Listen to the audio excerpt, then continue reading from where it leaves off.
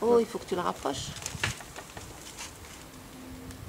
Et tu dis, ça s'appelle? Ça s'appelle un Bobcat. Ok. Voilà. Donc vous voyez, c'est à roue. Il y a une petite, Il y a une cabine. il y a un godet qui ramasse la terre ou qui la distribue, et une cabine extrêmement blindée, dans le sens que sur 4 côtés, elle est grillagée et assez solide en cas d'éboulement. Et donc on sort par l'avant. Voilà.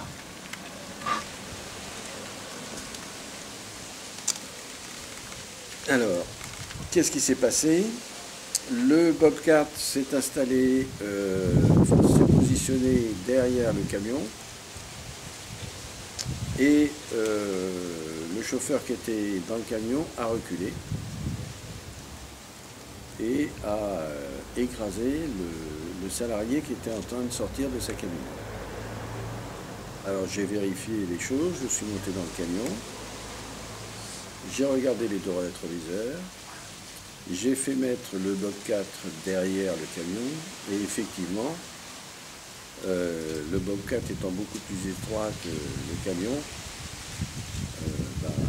on ne voit pas le Bobcat du tout avec les deux rétroviseurs. Donc depuis un certain nombre d'années, sur un certain nombre d'engins, mais ça n'est pas obligatoire, il y a des caméras pour reculer. Et donc des caméras, ça veut dire qu'il y a à l'arrière du camion une caméra plongeante sur l'arrière du camion pour des manœuvres. Le deuxième sujet, c'est que normalement, sur les camions, quand un engin recule, quand un camion recule, on entend un bip pour alerter les personnes qui passeraient derrière. Mais ce bip n'est pas obligatoire pour les camions qui circulent sur la voie publique. Ce son est obligatoire pour les engins de chantier eux-mêmes, qui ne circulent pas sur la voie publique. Voilà. Bon, on pourrait parler pendant longtemps de ces sonnettes d'alarme qui prennent la tête quand elles existent dans les chantiers, parce que comme l'engin est toujours en train d'avancer et de reculer, donc tout le monde en a plein la tête. Et quand il y a plusieurs, évidemment, engins de chantier, c'est encore bien pire. Et quand en plus c'est en sous-sol, c'est infernal. Donc évidemment, ces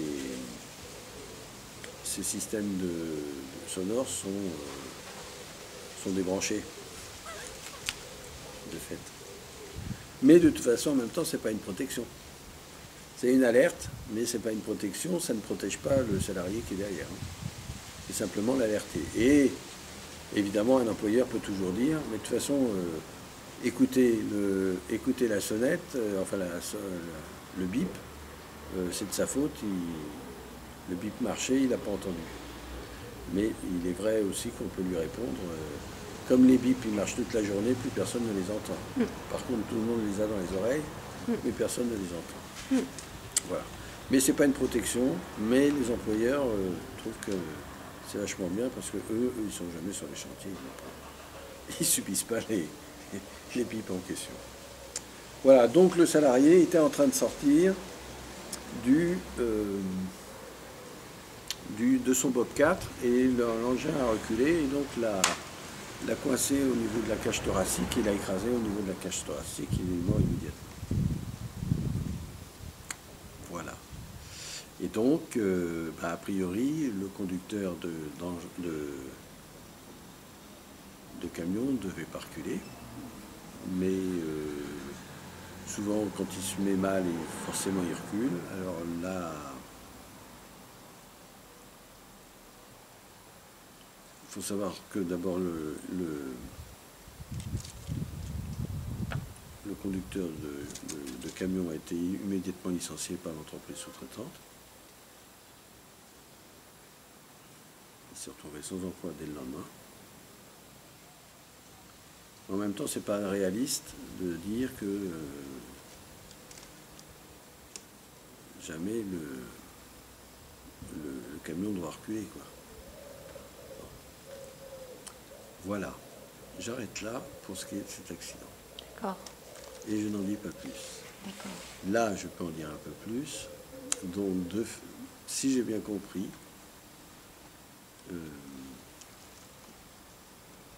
le conducteur du Bobcat était en train de faire une plaisanterie au chauffeur du camion et était en train d'écrire sur l'arrière du camion.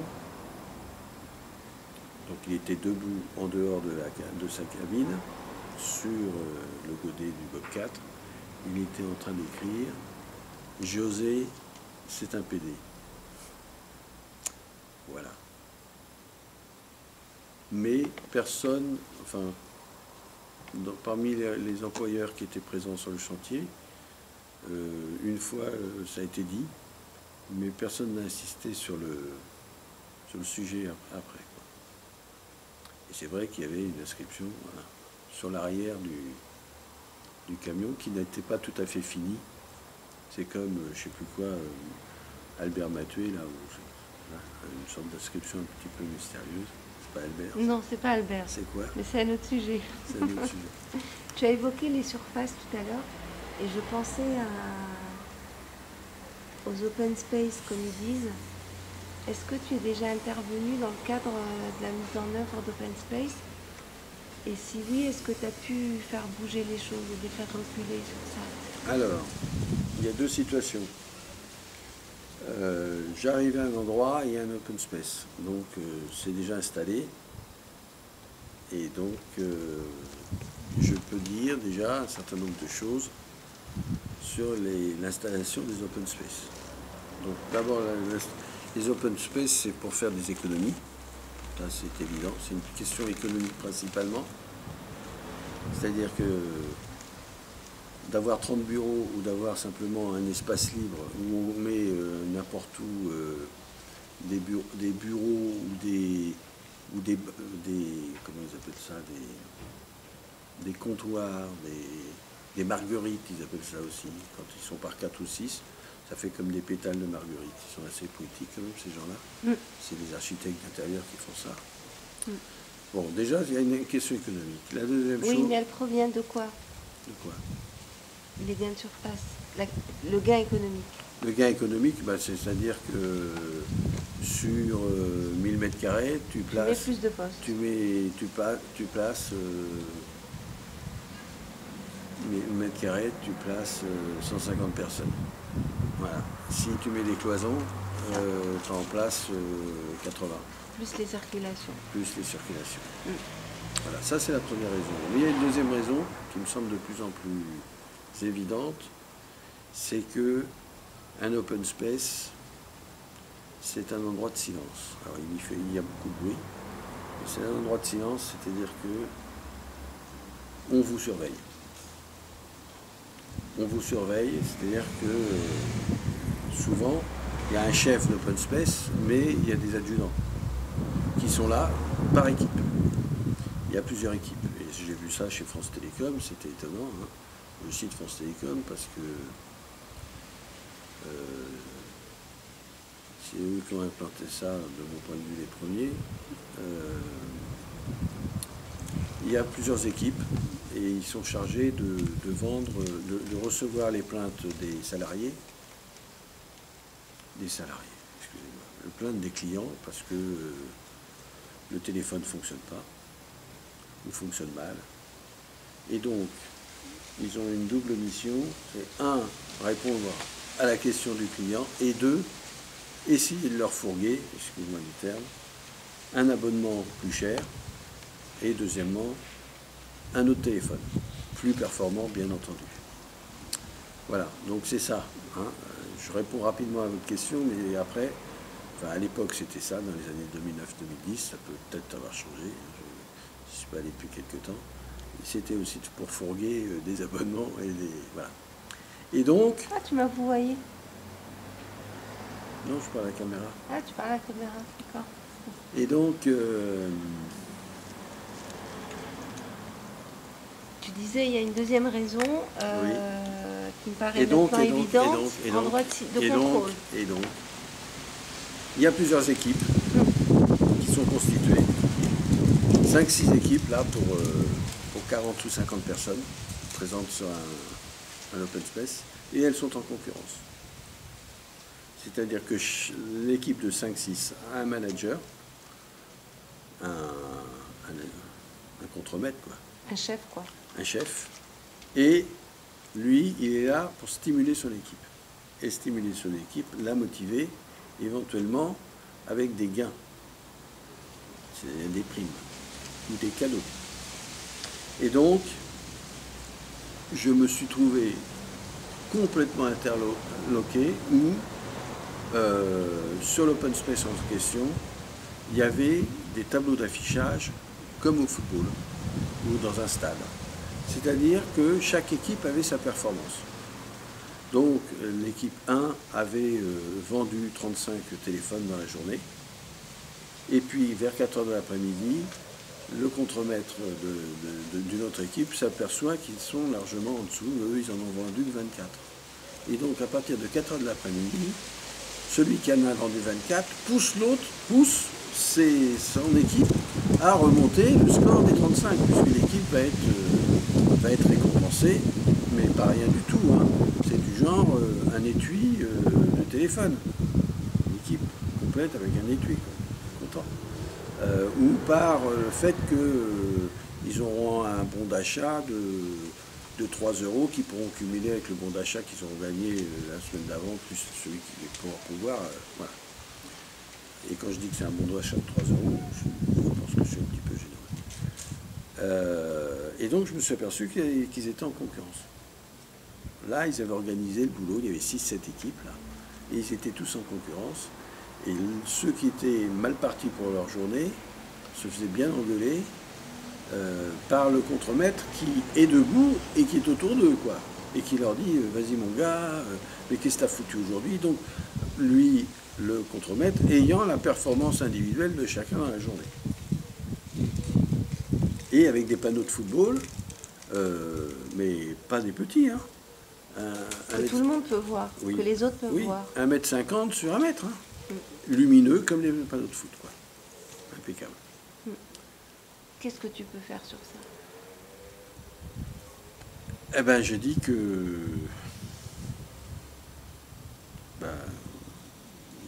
j'ai pas trouvé d'infraction. Ben oui. J'ai dit simplement que c'était pathogène. Bon, alors c'est... Mais de dire que c'est pathogène, c'est déjà les renverser fortement. Hein.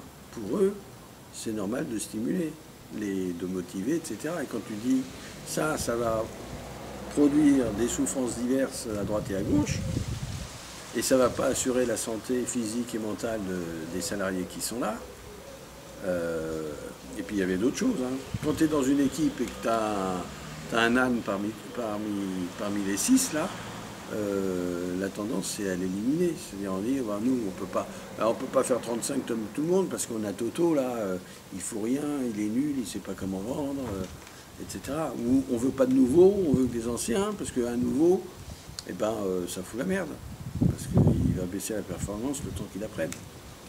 Etc., etc. Bon, alors il y a cet esprit de concurrence, mais tous les plateaux ne sont pas en concurrence, enfin, du moins les parties dans les plateaux ne sont pas tous en concurrence, mais il y a une surveillance évidente.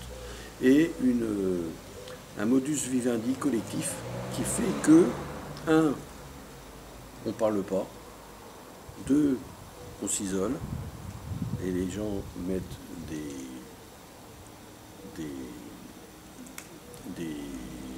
écouteurs pour écouter de la musique quand ils ne sont pas au téléphone. Et il y a un brouhaha extrême, c'est-à-dire quand ils sont au téléphone, quand tu as 40, 50, 150 mecs qui sont au téléphone en train de... Tu es dans un brouhaha complet tout le temps, sur 8 heures de temps, 7 heures de temps. Ce brouhaha est infernal. Il y a des voix qui portent extrêmement mal. Des voix de stentor, des voix aiguës, et qui dominent les autres, d'ailleurs. Et il y a des gens qui parlent doucement, discrètement, et puis il y en a, ils ne s'entendent pas, donc ils parlent extrêmement fortement. Donc il y a un problème acoustique, évident, et ils refusent les cloisons anti-bruit, parce que les cloisons anti-bruit, même si ça ne monterait pas jusqu'au faux plafond, on ne pourrait pas voir les gens. Parce que ça veut dire que les gens peuvent se cacher. Et ça, ils n'en veulent pas. Ils veulent voir. Alors évidemment, il n'y a aucune discrétion professionnelle. Il n'y a aucune intimité. Toute personne qui arrive en retard, on le voit tout de suite. Celui qui va cloper toutes les 2 heures, on le voit tout de suite. Celui qui part à 17h30 pétante, on le voit tout de suite, etc. Donc ça oblige à une discipline et à une discrétion extrême. Avec l'idée souvent que alors, quand il y a un chef de plateau, il est sur une estrade. Donc il domine le monde. Moi j'avais ça quand j'étais à l'école communale. Après 68, il n'y avait plus d'estrade dans les écoles. Mais avant 68, il y avait des estrades et on voit. On voit jusqu'au fond de la classe. Voilà. Et généralement, le chef, là, il fait que du reporting. Il fait que du compte-rendu. Il s'avance dans son compte-rendu journalier en demandant aux équipes, vous en êtes où, vous faites ceci. Bon, et avec souvent l'éventualité, la possibilité d'écouter les conversations avec le client, quand il y a des conversations téléphoniques. Donc il y a une extrême, enfin il y a une discipline. Voilà. Et alors le grand truc des employeurs quand ils mettent ça en place, c'est de dire, comme ça les gens travaillent ensemble. Et autrefois il y a au CHS, il y a encore un employeur qui me dit ça. Et je lui dis, écoutez madame, travailler ensemble avec son voisin, et vous êtes à 15 mètres de moi là. Si je commence à parler avec vous, et que tout le monde fait la même chose à 15 mètres, vous me racontez une tromperie, là. Vous me racontez quelque chose qui n'est pas la réalité. On ne se parle pas à 15 mètres. Dis donc, Coco, est-ce que tu connais le numéro de téléphone de l'avocat? Tu sais, ton avocat Non, on ne travaille pas comme ça. On va se déplacer, donc on se déplace sur un open space, mais normalement on devrait se déplacer dans le bureau d'à côté, quoi. Mais ne me dites pas qu'on travaille ensemble quand on est sur un open space, c'est pas la réalité, c'est au contraire, tout le monde essaye de travailler tranquillement, replier sur lui, et c'est pour ça d'ailleurs que tout le monde est avec des casques. C'est pour s'isoler.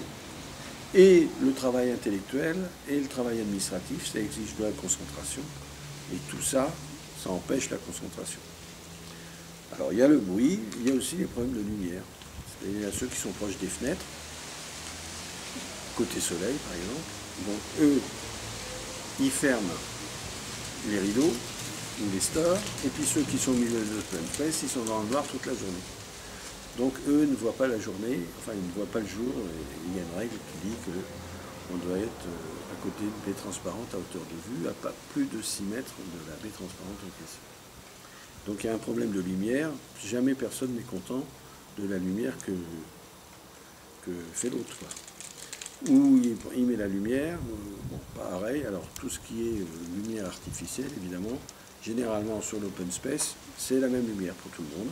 On appuie sur un bouton et tout le monde a la lumière. Alors un néon amélioré, certes, mais chacun n'a pas les mêmes yeux. Et chacun n'a pas les mêmes yeux, c'est-à-dire chacun ne supporte pas la même lumière. Vous mettez des lunettes de soleil, moi j'en ai pas besoin à cet endroit-là. Il y en a qui ont besoin de lunettes. Bon, voilà. Chacun a des yeux différents, et tout le monde en convient quand il va chez l'ophtalmo ou je ne sais quoi. Mais là, c'est le même régime, c'est la même lumière pour tout le monde. Plus les interférences du soleil, de la neige, parce que là on ne voit plus rien, etc. Donc il y a ce problème de la lumière. Mais tu sais, moi ce qui m'intéresse, je me rappelle de quand on était à la réunion du collectif de décryptage des ordonnances. Je ne sais plus quel était le thème, sur le CSE et l'articulation emploi-travail, dimension économique, santé au travail.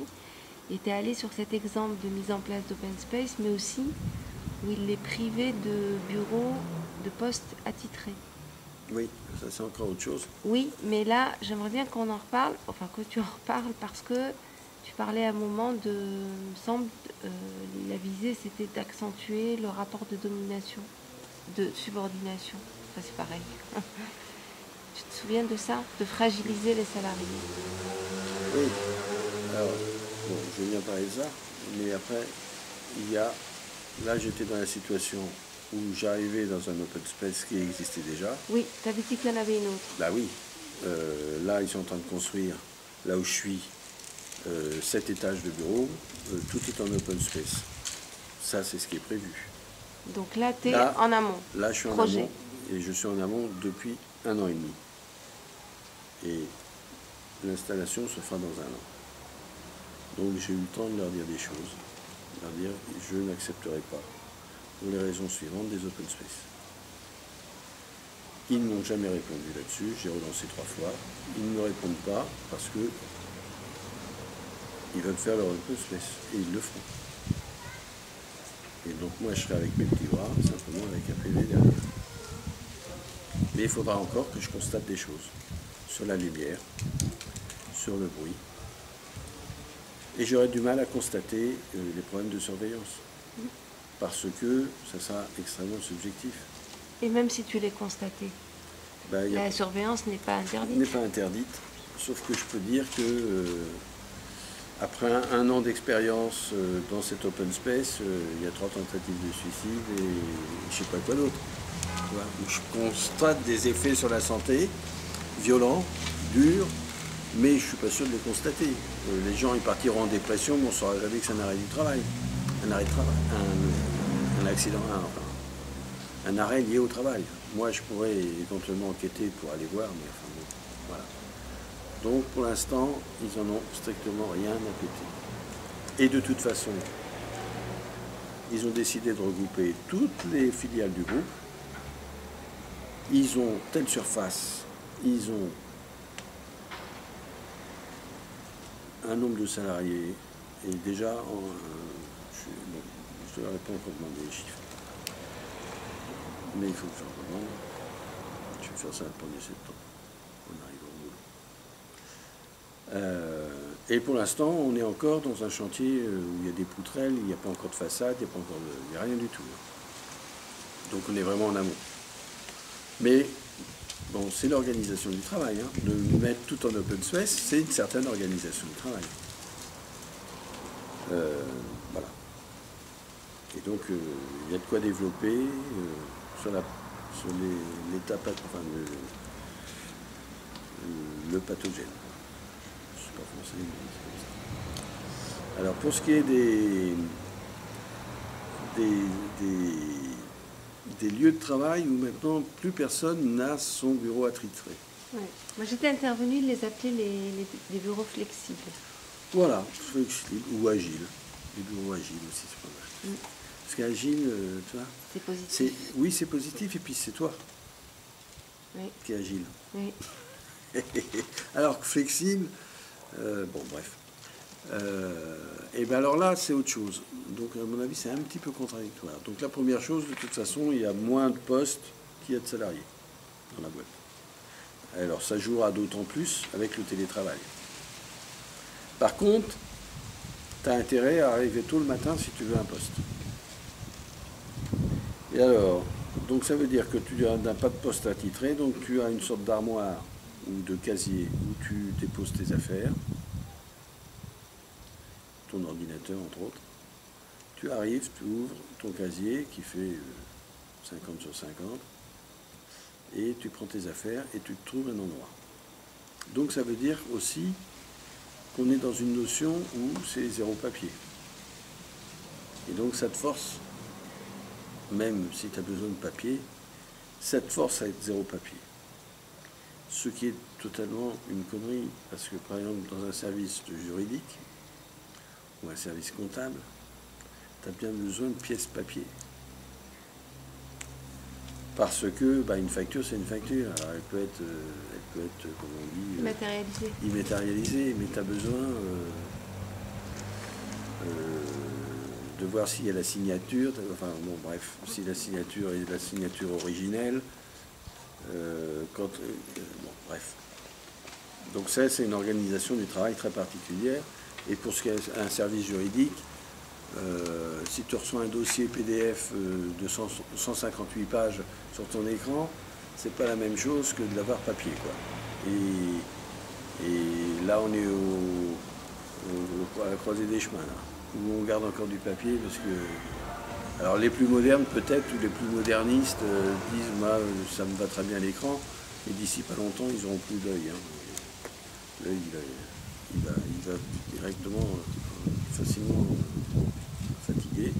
Je vous ferai remarquer qu'il y a beaucoup d'ophtalmos, pas d'ophtalmos, d'opticiens, enfin il y a de plus en plus d'opticiens, il y a en plus de gens à lunettes, et c'est pas parce qu'on est mieux soigné, mais c'est parce que on a des écrans.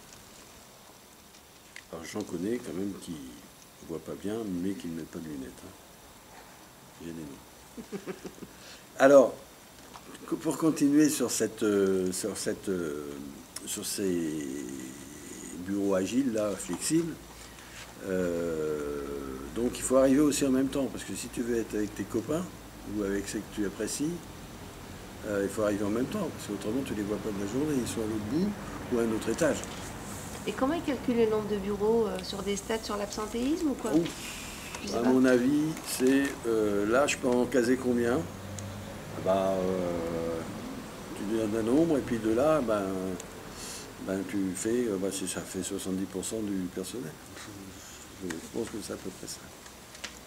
Alors, le deuxième sujet, quand même, c'est qu'il y a des gens qui sont contents de ça. Parce